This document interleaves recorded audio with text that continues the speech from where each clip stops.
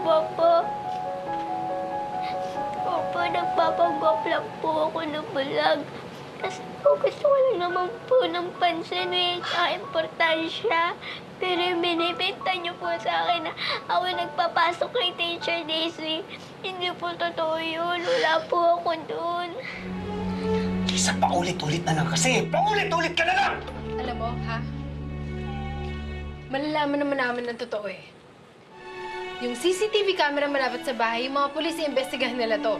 Kaya kung ako sa'yo, Lisa, sabihin mo na yung totoo! Umami ka na! Hindi nga po eh. Wala nga po ako alam doon. Umaming ka na, Lisa! Excuse me.